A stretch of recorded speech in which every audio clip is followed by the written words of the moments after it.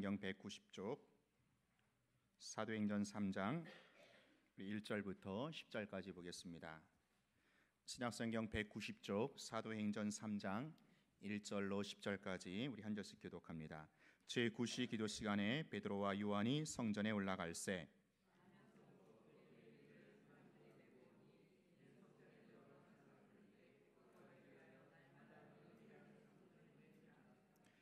그가 베드로와 요한이 성전에 들어가려 함을 보고 구걸하거늘 그가 그들에게 무엇을 얻을까 하여 바라보거늘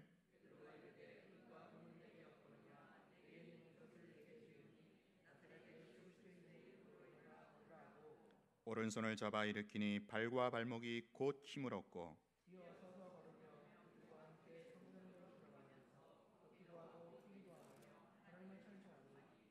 모든 백성이 그 걷는 것과 하나님을 찬송함을 보고 그가 본래 성전 미문에 앉아 구걸하던 사람인 줄 알고 일어난 일로 인하여 심히 놀랍게 여기며 놀라니라.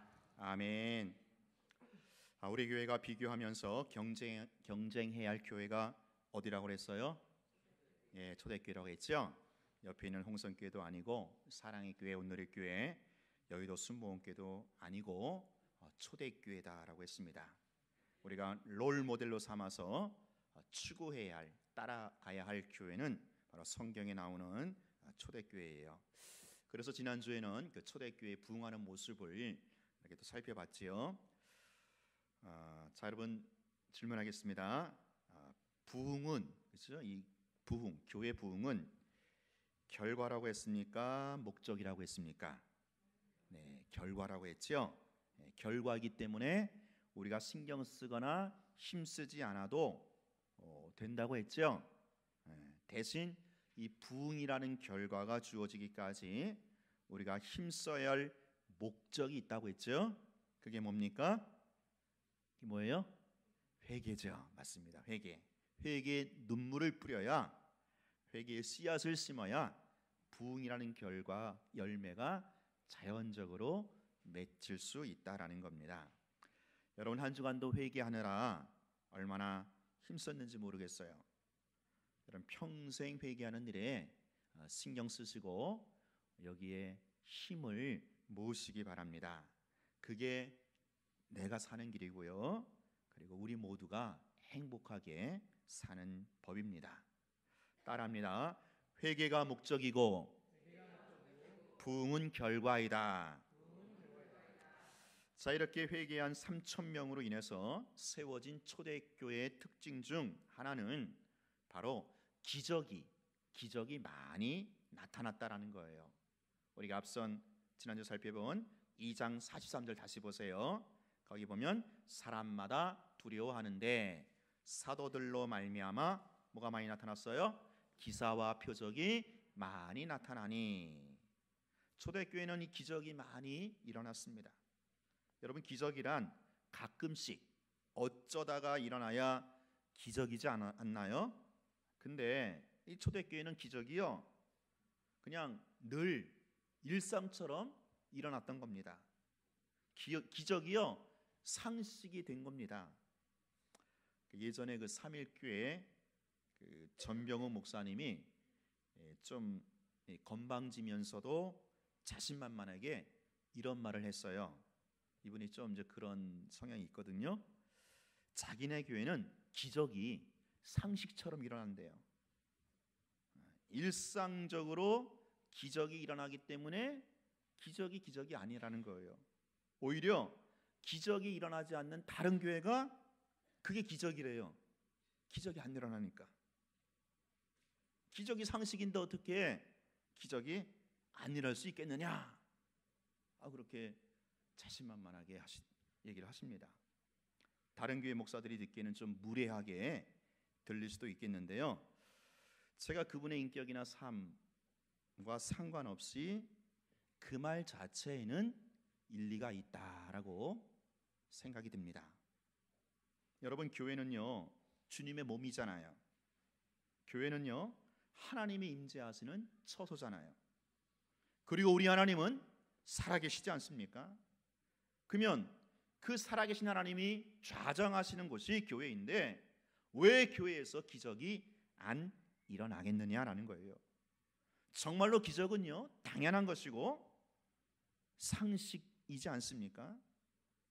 바로 이 초대교회는 기사와 표적이 그야말로 일상처럼 늘 일어났다라는 거예요. 오늘 우리 교회가 샘플로 삼아서 추구해야 할, 따라가야 할 초대교회가 일상처럼 기적이 나타났다라는 겁니다. 그렇다면 오늘 우리 교회도, 아니 우리 한국교회도 이 초대교회와 같은 그런 기적이 일상처럼 상식처럼 나타나야 될 줄로 믿습니다. 자, 그런데도 오늘날 교회는 왜 초대교회처럼 기적이 안 일어나는 걸까? 이런 질문이 자연스럽게 우리 안에 있어요. 저도 그게 질문이고 그게 고민이에요. 야, 초대교회는 이처럼 늘상 놀라운 기적이 상식처럼 일어났는데 왜 우리 교회는, 왜 오늘날 현대교회는 이와 같은 기적이 요원한 것일까? 자, 근데 여러분, 이런 고민과 질문보다 더 우선되어야 할, 더 중요한 질문이 앞서 있다라는 거예요. 왜 현대교회는, 왜 오늘날 교회는 이 초대교회처럼 기적이 왜 안 일어날까? 이것보다 우선적으로 우리가 질문하고 거기에 답해야 할 명제가 있다라는 겁니다. 그게 뭐냐? 왜 이전에 무엇이냐라는 거예요. 무엇이냐? 기적이 왜 안 일어날까? 이전에 그 기적이 도대체 뭐냐라는 거죠. 어떤 기적이냐라는 겁니다. 모델인 초대교회를 계승하는 21세기 오늘날 교회에서 일어날 기적이 과연 어떤 것이냐라는 겁니다. 그것도 상식처럼, 일상처럼 일어나야 할 기적이 무엇이냐라는 거죠. 왜 이전에 항상 무엇이 선행되어야만 합니다. 그러지 않으면 우리가 자칫 이상한 신비주의로 빠질 수도 있습니다. 제가 신학교 때, 총신 다닐 때 그 시골에서 목회하시는 그 나이 드신 전도사님이 계셨어요. 그분이 좀 늦게, 아주 늦은 나이에 성령의 불을 받아서 이제 신학교를 들어오셔서 이제 목회를 하셨는데, 시골에서 목회하시는데 그분이 성경을 보다가 베드로가 무리를 걸었거든요. 그래서 자기도 어느 날 믿음이 확 땡겨가지고 그 시골교회 가던 중에 그 시퍼런 강물에 첨벙 뛰어들었대요. 주여, 믿습니다. 무리로 걷게 될 줄로 믿습니다. 이분이 무리를 걸었을까요? 빠졌을까요? 물에 빠져 죽을 뻔했다고 합니다. 그러면서 이분이 하는 질문이 이거예요. 왜 나는 베드로처럼 무리를 걷지 못했느냐? 자기가 분명 믿습니다 했거든요. 내가 믿었는데 왜 나는 무리를 못 떴냐라는 거죠. 여러분, 이 전도사님에게 정말로 필요한 질문이 뭐겠어요? 우선되어야 할 질문이 뭐겠어요? 왜 자기는 무리를 걷는 기적을 경험하지 못했는가? 이거겠습니까? 이게 아니죠. 무슨 질문을 먼저 해야 돼요? 무리를 걷는 기적이 도대체 뭐냐라는 거죠. 어떤 것이냐라는 거죠. 베드로가 무리를 걷는 기적을 보면서, 그 본문을 보면서 오늘 우리가 계승해야 할, 적용해야 할 우리 삶에 있어서 기적이 뭐냐라는 겁니다. 이게 먼저 정리가 돼야 한다라는 거지요. 그리고 나서 그러한 기적이 왜 오늘날에도 왜 안 일어나는가? 기적이 상식처럼, 기적이 일상처럼 일어나기 위해서는 과연 어떠한 과정과 실마리가 풀어져야 하는가? 이러한 흐름으로 오늘 본문을 여러분이 접근을 하셔야 한다라는 거예요. 그러지 않으면 큰일 납니다. 그런 잘못된 신비주의로 빠질 수가 있어요. 이단이 그래서 나오는 겁니다. 자, 오늘 본문은 우리가 너무나도 잘 알고 있는 그런 스토리죠. 제가 예전에도 한번 설교했던 기억이 있습니다. 나면서부터 앉은뱅이, 죄송합니다. 앉은뱅이라는 표현이 사실은 요즘 안 쓰는 표현이죠. 그래서 본문에도 그런 얘기 못 걷게 된 사람 나왔는데 그렇게 얘기하다 보니까 제가 자꾸 설교가 빨리 안 나오는 것 같아요. 그래서 안진뱅이로 제가 표현을 하겠습니다. 양해해 주시고요. 자, 나면서부터 안진뱅이 된 이 거린이 있었는데 예수 그리스도의 이름으로 일어나 걷게 되는 놀라운 기적의 스토리입니다. 자, 우리가 이 본문을 읽으면서 왜로 접근하면 혼선이 빚어진다라는 거예요. 자, 봐라, 초대교회는 안진뱅이가 벌떡벌떡 일어났다. 근데 왜 우리 교회는 안진뱅이가 왜 못 일어나느냐? 양 목사가 혹시 영빨이 딸려서 그런 거 아니냐? 그럴 수도 있는 거죠, 그죠? 그게 아니라는 거죠. 그렇게 접근하면 안 된다라는 거예요. 이 본문을 가지고 오늘날 현대교회도 초대교회처럼 왜 안진뱅이가 벌떡벌떡 일어나지 못하느냐? 그렇게 된다면 대한민국에 정형외과가 설 자리가 없어요. 예수 믿는 정형외과 의사들도 많거든요. 그 사람 뭐 해 먹고 살라고요? 자, 본문은요, 성급하게 왜로 접근하는 것이 아니라 바로 그 기적이 뭐냐라는 겁니다. 이 안진뱅이가 일어나 걷게 되는 이 사건, 이 기적이 과연 어떤 것이냐라는 거죠. 그게 바로 사도행전을 쓴 누가의 관점이다라는 겁니다. 누가의 의도입니다.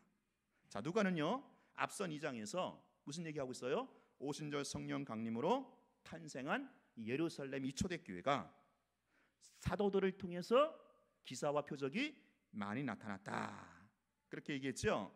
자, 그러면 그 사도들로 말미암아 나타난 기사와 표적이 어떤 것이냐라는 것을 말하고 싶어서 오늘 본문에 들어와서 하나의 에피소드를, 하나의 사건을, 하나의 스토리를 소개하고 있다라는 거예요. 자, 오늘 본문에 보면 사도가 나오잖아요, 그렇죠? 사도 누굽니까? 베드로와 요한 사도가 나오는 거예요. 그래서 이 베드로와 요한 사도를 통해서 기사와 표적이 많이 일어났다는 것을 하나의 샘플로, 하나의 스토리로 보여주면서 이 기적이 보여주는 메시지가 과연 뭐냐? 안진뱅이가 일어나 걷게 된 이 기적을 통해서 오늘 우리가 추구하고 적용하고 따라가야 할 기적이 과연 무엇이냐라는 것을 오늘 누가는 그 얘기를 하고 싶다라는 거예요. 그런 누가의 관점으로, 그런 누가의 안경을 쓰고 오늘 본문을 봐야 한다라는 거죠. 자, 오늘 본문을 보면 주인공이 나오죠. 여러분, 주인공이 누굽니까? 오늘 본문에 나오는 주인공이 누구예요? 나면서부터 걷지 못하는 안진뱅이, 이 사람이 주인공입니다. 뒷장 4장 22절에 보니까 이 사람이 약 40세쯤 되었다고 합니다. 40세쯤. 그러니까 보세요, 무려 40년 동안 앉아서만 꼬박 살았던 그런 사람이었어요. 여러분 한번 생각해 보세요. 태어나면서부터 평생토록 40년 동안 그저 앉아서만 살아야 했던 이 가련하고 이 기구한 인생을 한번 보세요. 누군가의 도움이 없이는 한 발자국도 움직일 수 없는, 참으로 비참하고 참으로 절망스러운 그런 인생이지 않습니까? 이 사람이 연명할 수 있는 유일한 길은요, 그저 한 푼 줍쇼, 구걸밖에 없어요. 얼마나 한스럽고 얼마나 비참하고 얼마나 저주스러운 그런 인생인지 몰라요. 자, 여러분, 여기서 우리가 주목해야 할 요소가 하나 더 있어요. 자, 어떤 이야기나 스토리를 끌고 가고 있을 때 거기서 중요한 것은 등장인물과 함께 뭔지 아세요? 바로 무대 배경입니다. 어떤 무대, 어떤 배경하에 이 스토리가, 이 사건이 일어났는가라는 거지요. 자, 주인공은 누구라 그랬어요? 나면서부터 안진뱅이. 자, 그러면 이 사람이 현재 어디를 무대로, 어디를 배경으로 하고 있습니까? 우리 3장 2절 보겠습니다. 시작. 나면서 못 걷게 된 이를 사람들이 메고 오니 이는 성전에 들어가는 사람들에게 구걸하기 위하여 날마다 미문이라고 하는 성전문에 두는 자라. 자, 어디입니까? 성전이죠, 성전. 정확하게 말하자면 당시 예루살렘 성전, 헤롯 성전을 말합니다. 자, 거기에 들어가는 입구, 그걸 갖다가 미문이라고 하죠. 미문. 자, 미문은요, 아름다울 미자 문문자예요. 말 그대로 뭐예요? 아름다운 문입니다. 당시 예루살렘 그 헤롯 성전으로 들어가는 문은 이 금과 은으로 입힌 그야말로 너무 화려하고 너무 아름다운 그런 문이었다고 합니다. 이 문을 통해서만 예루살렘 성전에 들어갈 수 있었다고 합니다. 자, 지금 사람들이요, 나면서부터 안진뱅이 이 사람을 바로 날마다 매일마다 이곳으로, 이 미문 앞으로, 성전 문 앞으로 옮겨 주었던 거예요. 자, 여러분, 이 그림을 한번 상상해 보세요. 얼마나 아이러니한, 얼마나 역설적인 그림인지 몰라요. 금과 은으로 찬란하게 아름답게 도색되어 있는 그 화려한 성전 입구에 그저 비참하고 초라하기 짝이 없이 그런 저주스러운 인생이 그 옆에 앉아가지고 구걸을 하고 있단 말이에요. 빛과 그림자가 교차되고 있는 무대입니다. 바로 앞에는 삐까뻔쩍한 아름답고 화려한 미문이 있는데 그 옆에는 화려하고 찬란한 예루살렘 성전이 있는데 그 거리는, 이 거리는요, 거기에 언감생신 들어가지도 못하고 그저 그 바로 옆에서 오늘도 내일도 아무런 기약 없이 그저 하루하루 구걸하는 인생으로 연명하고 있다라는 거예요. 이 사람은 아무런 낙도, 아무런 소망도 없습니다. 그저 하루하루 동량으로 밥이나 빌어먹는 그런 인생입니다. 자기 바로 옆에, 자기 바로 앞에 그 영광스럽고 찬란한 그 성전이 있음에도 불구하고 그게 이 사람하고는 아무런 상관이 없다라는 거예요. 여러분, 이 안진뱅이는 누구를 가리킵니까? 물론 1차적으로 예수님을 만나지 못한, 예수를 알지 못하는 그러한 세상 사람들을 말하지요. 나면서부터 안진뱅이 되었다라는 말은 태생적인 영적인 불구자를 말합니다. 하나님을 만나지 못한 세상 사람들은요, 누군가가 부축을 해줘야만 구원을 받을 수 있는 운명에 처해 있다라는 거예요. 이게 본문에 나오는 안진뱅이에 대한 1차적 해석입니다. 자, 근데 여러분, 지금 사도행전의 기자가 누구라고요? 누가가 정말 이 사건, 이 스토리를 통해서 정말로 누가가 하고 싶은 얘기가 더 있다라는 거예요. 그것은 본문의 사건 배경을 성전으로 설정하고 있다라는 겁니다. 나면서부터 안진뱅이 된 이 사람은 지금 그 성전 앞에, 미문 앞에 앉아 있다라는 거예요. 누가는 이 안진뱅이를 통해서, 이 사람을 통해서 바로 구약 교회, 구약 성도들의 그 한계를 말하고 싶었던 겁니다. 자, 1절이 어떻게 시작됩니까? 1절 보세요. 시작. 제9시 기도 시간에 베드로와 요한이. 자, 이게 무슨 얘기인지 아세요? 제9시는 오후 3시를 말합니다. 당시 유대교에서는 하루에 3번 기도를 했다고 하죠. 오전 9시, 정오 오후 3시. 자, 이 9시는 오후 3시예요. 자, 이것이 바로 유대인의 관습이고 유대주의의 전통입니다. 물론 기도 시간을 정해놓고 기도하는 것 아주 좋은 전통이고 좋은 경건이죠. 그러면서도 누가는 아직까지 유대주의 율법의 관습 아래 놓여 있다라고 하는 그 배경을 깔고 있으면서 본문을 열고 있다라는 거예요. 오순절 성령 강림으로 신약교회가 시작되었음에도 불구하고 아직까지 구약교회의 그 그림자와 그 한계를 벗어나지 못하고 있다라는 거예요. 바로 결정적으로 나면서부터 안진뱅이 된 이 거리를 달아나는 거예요. 성전 앞에까지 왔잖아요. 성전 미문 아름다운 문 앞에까지 왔잖아요. 그런데 여전히 하나님이 임재하시는 그 성전 안으로는 들어가지 못하고 그저 동냥이나 하고야만은 비참하고 초라한 인생이다라는 거죠. 삶의 소망도 기쁨도 능력도 전혀 없이 그저 하루하루 죽지 못해 마지 못해 살아가는 그런 인생이라는 겁니다. 성전 앞에 와 있지만, 성전 뜰까지 와 있지만 그 성전이 주는, 하나님이 임재하시는 그 성전이 주는 그 능력과 영광과 그 신비를 전혀 모르는 채 그저 관습에 따라 그저 하던 대로 그저 율법의 한계에 여전히 묶여 있어 그저 그렇게 살아가는 그런 인생이다라는 거죠. 사랑하는 여러분, 혹시 우리가 그렇지 않습니까? 우리 하나님 믿어요. 그래서 이 교회까지 여기까지 나오고 있어요. 예배 드리고 있어요. 근데 그저 습관적으로, 그저 관습적으로 교회에 왔다 갔다 그저 그렇지는 않은지요. 교회에 와서 예배를 드리고 있음에도 불구하고 그 하나님의 영광스러운 임재를 전혀 모르는 채 그저 그럭저럭 예배를 때우고 있지는 않은지요. 하나님을 만나는 그 예배를 통하여 진정한 치유와 회복과 자유를 경험하는 것이 이게 정상이고, 이게 일상이고, 이게 상식인데 그저 맹숭맹숭, 아무런 감동도 없어, 아무런 희열도, 아무런 느낌도 맛보지 못하고 그저 예배에 그럭저럭 임하고 있는 우리의 모습은 아닌지, 이게 영적인 불구자라는 거예요. 나면서부터 안진뱅이 된 그런 자라는 거예요. 성전 앞까지는 왔어요. 성전 뜰까지는 왔어요. 그러나 그 성전이 주는 영생과 생명과 그 능력이 이 사람에게는 아무런 효력을 미치지 못하는 거예요.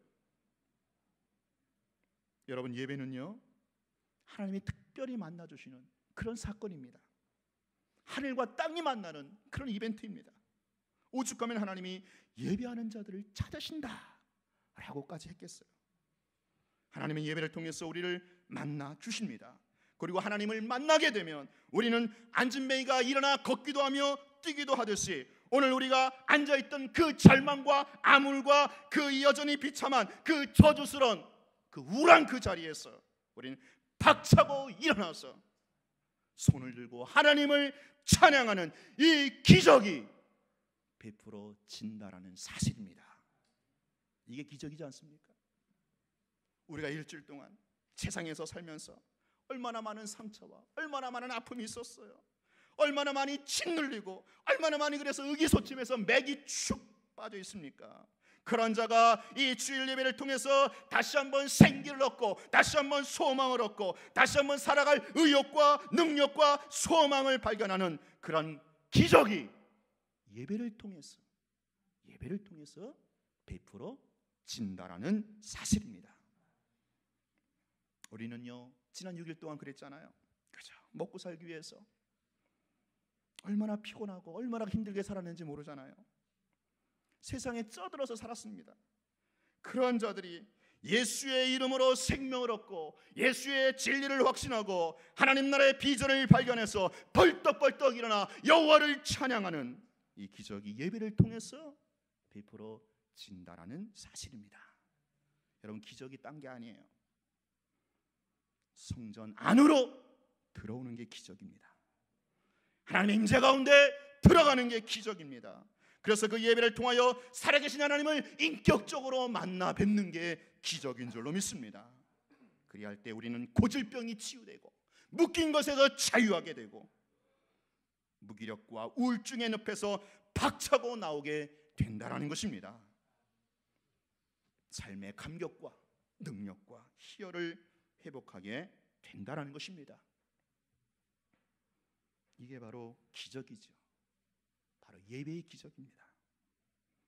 초대교회는 바로 이러한 기적을 일상처럼, 이러한 기적을 상식처럼 경험했다라는 겁니다.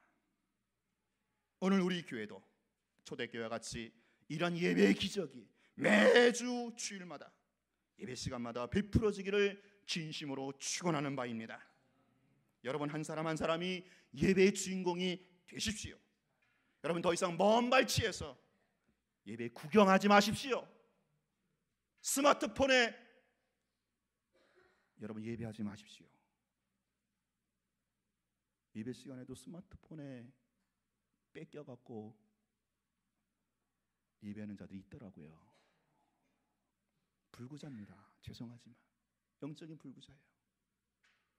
성전까지 나왔는데, 성전 앞까지 미문까지 나왔는데 여전히 그냥 하던 대로 마음은 딴 데가 있고 스마트폰만 들여보고 있다면 그게 참 비참한 인생 아니겠어요? 나면서부터 안진뱅이 된. 사랑하는 여러분, 습관적으로, 형식적으로 그냥 그렇게 예배에 임하지 마십시오. 정말 성전 깊숙하게 들어오십시오. 하나님의 임재 가운데 들어오십시오. 하나님의 통치가 서려 있는 그 거룩한 지성 속까지 나오십시오. 그리할 때 우리는 예배의 기적을 경험하게 된다라는 것입니다. 예배가 생명입니다. 예배가 무너지면 삶이 무너지는 거예요. 예배에서 하나님을 만나는 기적을 경험하지 못하면 여전히 여러분의 삶은 무기력증과 우울증과 절망과 좌절과 비참하게 그저 하루하루 연명하는 구걸한 인생에 지나지 않을 것입니다. 사랑하는 여러분, 예배의 기적을 맛보시기 바랍니다. 정말 여러분 가운데 성전 예배가 회복되기를 축원합니다. 기적은 예배가 회복되는 게 기적입니다. 예배를 통해 내가 다시 한번 은혜 받고 내 영혼이 소생하고 다시 한번 기운을 벌떡벌떡 내게 하는 이러한 예배의 기적이 진정한 기적인 줄로 믿습니다. 그래서 오늘 본문 마지막에 3장 8절부터 10절까지 그 얘기하고 있는 거 아니에요? 3장 8절로 10절 보세요. 8절로 10절까지 시작. 시작. 뛰어 서서 걸으며 그들과 함께 성전으로 들어가면서 걷기도 하고 뛰기도 하며 하나님을 찬송하니 모든 백성이 그 걷는 것과 하나님을 찬송을 보고 그가 본래 성전 미문에 앉아 구걸하던 사람인 줄 알고 그에게 일어난 일로 인하여 심히 놀랍게 여기며 놀라니라. 예배자가 변한 거죠. 예배자로 변한 거죠. 성전 앞에서 구걸하던 인생이 하루하루 그냥 습관적으로 그냥 하던 대로 그렇게 살던 인생이 완전히 예배자로 변한 겁니다. 이게 기적이라는 거예요. 이게 기적이에요. 자, 그러면 이런 기적을, 그렇죠? 이런 기적을 체험하는 예배를 맛보려면 어떻게 해야 될까? 예배의 기적의 실마리가 풀어지는 과정을 좀 살펴보겠습니다. 자, 3절부터 다시 돌아가서 3절 시작. 그가 베드로의 요한이 성전에 들어가림을 보고 구걸하거늘. 자, 오늘 본문을 누가가 풀어가면서 키포인트, 키워드로 잡고 있는 단어가 있어요. 그게 뭔지 아세요? 보다, 보고. 자, 거리는 베드로와 요한이 성전에 들어가는 것을 뭐 했어요? 보고 구걸을 합니다. 돈 달라는 거지요. 한 푼 줍쇼. 자, 여기서 이 거린이 보고 봤다라는 것은 그냥 봤다, C 영어로 아무런 생각 없이 습관적으로 늘 하던 대로 그냥 동량을 구한 것뿐입니다. 자, 그런데 이어지는 4절 보세요. 4절 시작. 베드로가 요한과 더불어 뭐예요? 주목하여 이르되 우리를 보라 하니. 베드로와 요한은 뭐했어요? 주목했다. 자, 앞서 거리는 그냥 봤는데 베드로는 어떻게 했어요? 주목했어요. 눈을 그 사람에게로 고정을 했다라는 뜻입니다. 아마도 베드로와 요한은 이 사람을 긍휼히 여기는 마음이 뜨거웠던 것 같아요. 아니면 바로 이 시간에 어떤 그 성령 주신 감동이 밀려왔던 것 같아요. 하여간에 베드로와 요한이, 여러분 보세요. 이 사람을 오늘 처음 본 게 아니잖아요. 그렇죠? 왜냐하면 이 못 걷는 사람, 이 안진뱅이는 매일 이곳에 와서 구걸을 했거든요. 그리고 베드로와 요한도 어떻게 했어요? 기도 시간을 규칙적으로 지키면서 이곳에 올라왔을 거란 말이에요. 그런데 이날따라 베드로와 요한의 그 마음판에 이 구걸하는 자, 나면서 안진뱅이 된 사람이 그 베드로와 요한의 눈에 들어왔던 겁니다. 그래서 그를 주목하여 보게 된 것입니다. 사랑하는 여러분, 우리가 매일 보고 매일 경험하는 일상 속에서 그냥 스쳐 지나가 버리는 것들이 사실 얼마나 많은지 몰라요. 오늘 우리의 도움이 필요하고 우리의 관심이 필요하고 우리의 주목이 필요한 그 것들에 대해서, 그 사람들에 대해서 우리는 그저 무관심하게 무정하게 스쳐 버리지는 않은지요. 그러니 기적이 안 일어나는 거예요. 사랑하는 여러분, 기적은요 주목해서 보는 것, 관심에서부터 기적은 실마리가 풀리는 겁니다. 우리가 주목하고 볼 때에 비로소 제대로 보이는 것들이 사실 많이 있습니다. 여러분 그거 놓치지 마세요. 그거 놓치니까 내 삶에 기적이 없는 거예요. 베드로와 요한이 이날에는 이 안진뱅이, 이 거린을 주목하여 보게 되었습니다. 자, 그리고 나서 그에게 뭐라고 합니까? 우리를 뭐예요? 보라. 우리를 보라. 또 보라고 하지요. 자, 여러분 앞선 3절에서 성경이 뭐라고 말합니까? 나면서부터 못 걷게 된 이 사람이 베드로와 요한을 이미 뭐예요? 보고 있었다. 그렇게 말했잖아요. 그죠? 근데 그러니까 이미 이 사람은 베드로 요한을 보고 있었어요. 그런데 베드로가 왜 또 이 사람에게 우리를 보라라고 말했을까요? 막연히 보는 것과 어떤 기대를 가지고 주목하여 바라보는 것은 뭐예요? 다르다라는 거예요. 똑같이 보는 게 아니라는 거예요.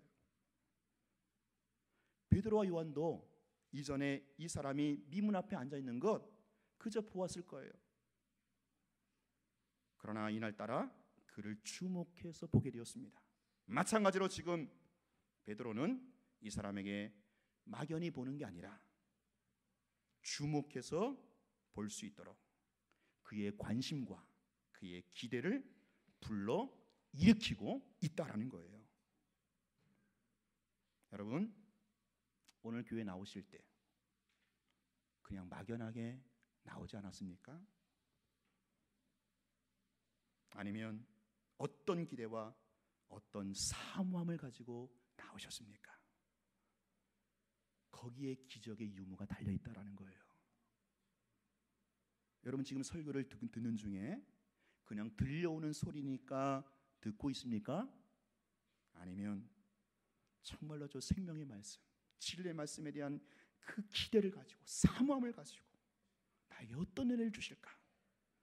귀를 기울여 청종하고 있습니까?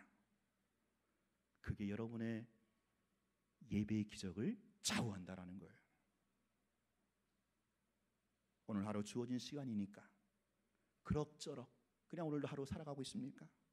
아니면 오늘 이 하루도 하나님이 내 삶에 어떤 지혜를, 어떤 은혜를 주실까? 하나님이 내 삶에 어떤 기적을 보여주실까? 그거 기대하면서 살아가고 있습니까?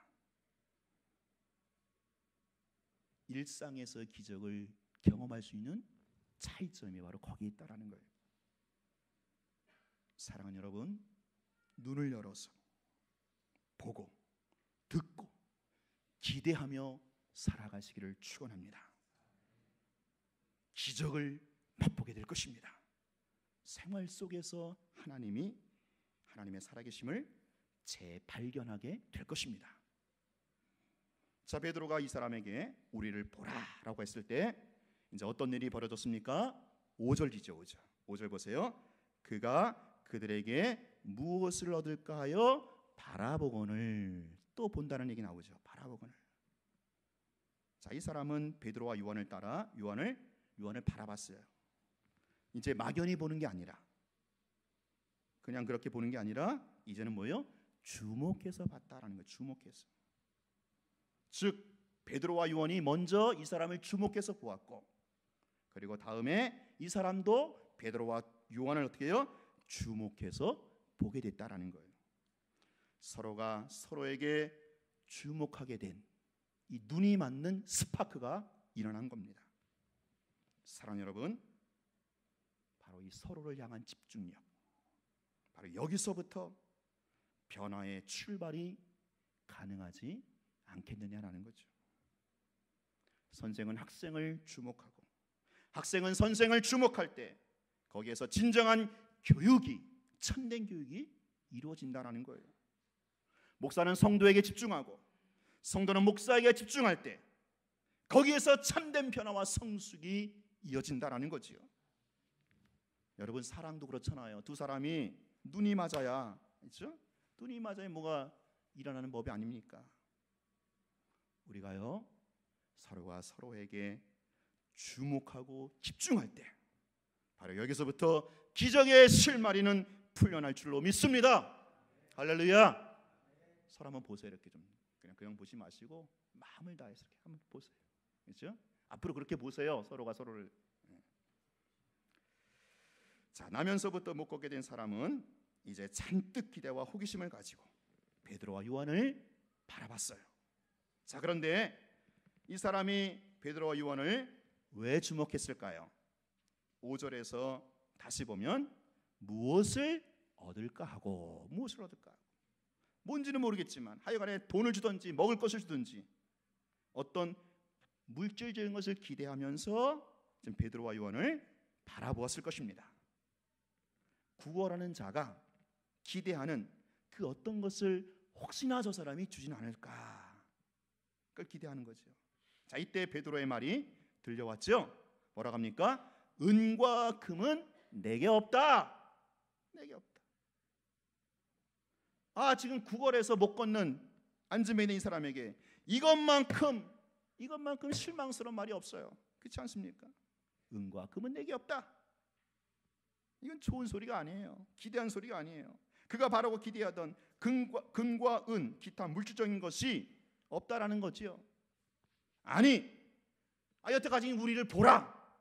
그렇게 해서 잔뜩 기대를 가지고 바라보고 있는데 들려오는 소리가 뭐예요? 금과 금은 내게 없다. 없다는 소리예요. 요 순간, 일순간 그 못 걷는 사람은, 앉은뱅이 된 사람은 그저 실망, 황당, 당황, 어쩌면 분노까지 했을 거예요. 기껏 주목해서 쳐다보게 해놓고는 듣고 보니 엄청나게 실망스러운 말이 들려오는 게 아니에요. 이게 지금 누굴 놀리나? 자, 근데요, 그 다음 순간 놀라운 소리, 반전의 소리가 들려오죠. 내게 있는 것을 내게 주노니, 내게 있는 건 내게 주노니. 베드로와 요한에게는 더 좋은 게 있었다라는 거예요. 그것은 예수 그리스도의 이름으로 그를 걷게 하는 능력입니다. 베드로와 요한이 줄 수 있는 것은 그를 일어나 걷게 하는 것입니다. 그를 구걸하여 살게 하는 그 근본적인 문제, 본질적인 문제를 해결해 주는 겁니다. 그게 바로 베드로와 요한이 내게 있는 이것이라고 말하는 그것입니다. 내게 있는 이것을 내게 주노니, 라고 말한 후에 베드로가 담대하게 외치죠. 뭐라고 합니까? 나사렛 예수 그리스도의 이름으로 일어나 걸어라. 예수 그리스도의 이름, 예수 그리스도의 이름, 바로 예수 그리스도의 권세를 말합니다. 예수 그리스도의 권능을 말합니다. 이것은 베드로, 요한이라고 하는 사람의 능력이 아니죠. 하나님의 능력, 하나님의 권세입니다. 오늘 우리에게는 예수 이름의 권세와 능력이 있는 줄로 믿습니다. 여러분, 나면서부터 뇌성마비된 시인 송명희 씨가 예수 그 이름을 이렇게 노래했잖아요. 제가 가사만 불러드릴게요. 예수 그 이름, 나는 말할 수 없네. 그 이름 속에 있는 비밀을, 그 이름 속에 있는 사랑을, 그 사랑을 말할 수 없었어. 그 풍부한 표현 못해서 비밀이 되었네. 그 이름. 사람들 그 이름 건축자의 버린 돌처럼 버렸지만 내 마음에 새겨진 이름은 아름다운 보석, 내게 있는 귀한 비밀이라. 내 마음에 숨겨진 기쁨, 예수 그 이름, 나는 말할 수 없네. 그 이름의 비밀을, 그 이름의 사랑을. 사랑하는 여러분, 뇌성마비 장애우가, 나면서부터 뇌성마비 그 장애우가 예수님 때문에 지금 이렇게 살아가는 것이야말로 진정한 기적이 아니겠습니까? 이게 기적 아닙니까? 예수의 이름의 권세와 능력으로 살아가는 기적이지요. 여러분 삶이 아무리 장애물이 놓여 있을지라도 예수 이름의 권세와 능력으로 그것을 초월하면서 살아가는 기적을 맛보시기를 주의 이름으로 축원합니다. 자, 예수 그리스도의 이름으로 걸으라 말하고 나서 베드로와 요한은 가만히 있지 않았어요. 그걸 끝나지 않았어요. 7절을 보세요. 뭐라고 합니까? 오른손을 잡아 일으키니. 말로만 한 게 아니라 말한 후에 그가 실제로 일어날 수 있도록 오른손을 잡아 줬다라는 거예요. 여러분 평생토록 일어나 걸어본 적이 없는 이 사람은 누가 일어나라고 시킨다고 해서 그렇게 혼자 벌떡 일어날지를 않습니다. 일어나지 못해요. 그리고 일어나 걸으라는 말에 선뜻 용기도 나지를 않습니다. 베드로와 요한은 그에게 용기를 불러일으키도록 돕는 손길을 뻗었다라는 거예요. 그를 도와서 일으켰습니다. 잡아 일으키네. 사랑 여러분, 오늘 여러분은 다른 사람의 손을 잡아서 일으키고 있는 수고를 하고 있는지요?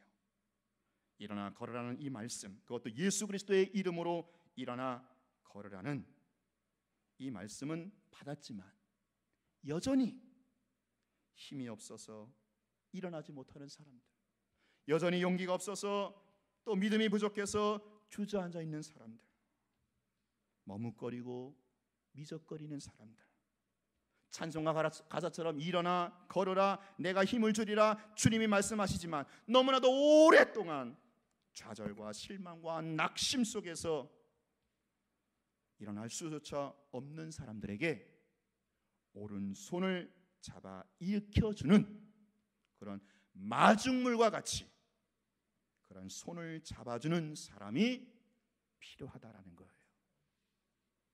그 사람을 통해서 기적이 일어난다라는 거예요.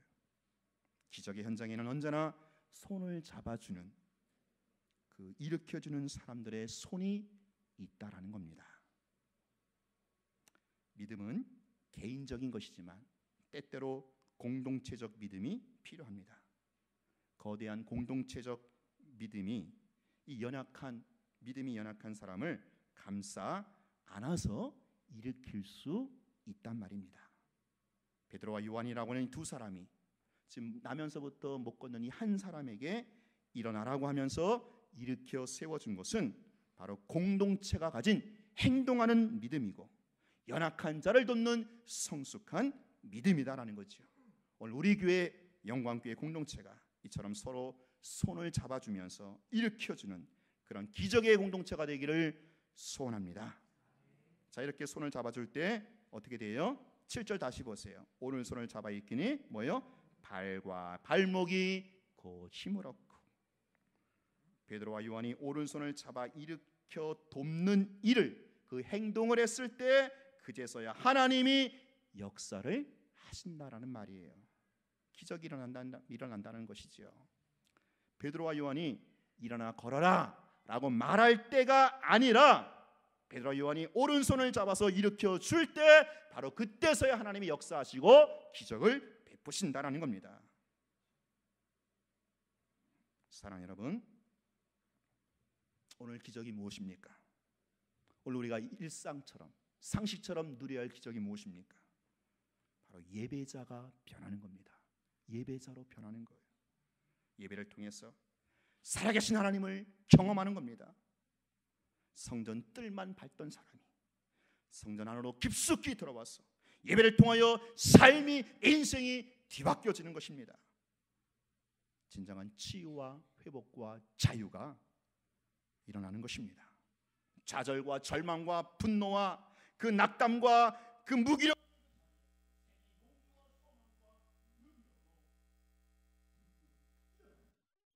이것이 바로 기적입니다. 여러분, 예수님의 이름의 권세와 능력으로 이러한 기적을 경험하시는 여러분 되시기를 축원합니다.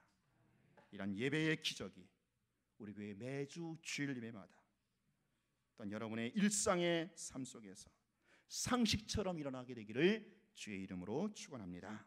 기도하겠습니다. 하나님 아버지, 초대교회에 일어났던 그 기적이 오늘 우리의 예배 가운데, 우리의 일상 삶 가운데 상식처럼 일어나게 하여 주시옵소서. 하나님의 살아계심을 맛보아 알게 하여 주시옵소서. 예배를 통해 우리의 삶이 변화되게 하시고 우리의 인생이 치유되고 회복되어지는 그런 예배가 매 주일마다 베풀어지게 하시고 우리의 삶의 현장에서 정말 하나님의 살아계신 손길을 우리가 맛보아 알아가는 귀한 기적의 주인공들로 살게 하여 주시옵소서. 예수님 이름으로 기도하옵나이다. 아멘. 찬송가 40장 부르시면서 준비해서 예물 드립니다.